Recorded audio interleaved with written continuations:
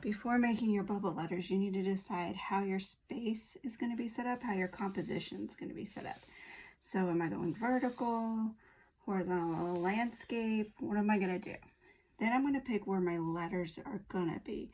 Let's say I'm doing drug-free, and I want them to look maybe like this.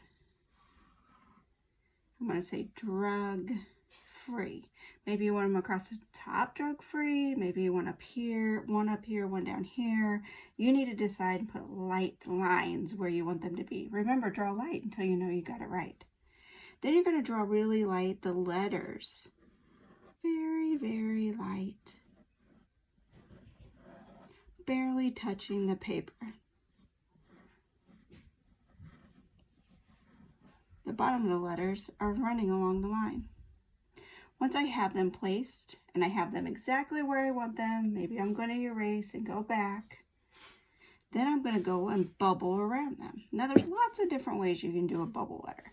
You can choose to actually make like a bubble, like a blobby bubble letter, or you can make a black letter, which is like literally a black around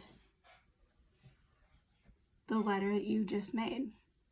And then you go in and you erase the first letter. Maybe you want a bubble letter, and you just think round, bubbly. Maybe you want to be a little crazy. Maybe you want something totally different.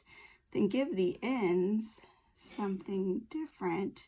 And again, you're just going around the really light letter that you drew. But whatever you choose, you need to make sure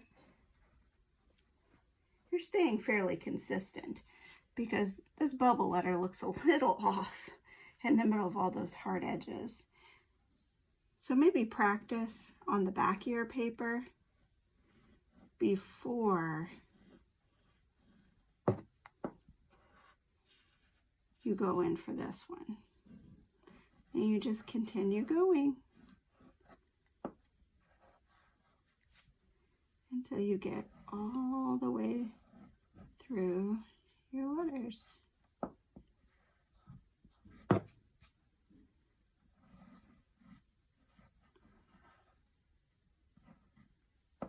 If you saw, I actually overlapped too. I went behind. You can also go and do this one before you do this one and do in front of. Just make sure you go back and erase all of your little guidelines that we made. And there you have bubble or block letters.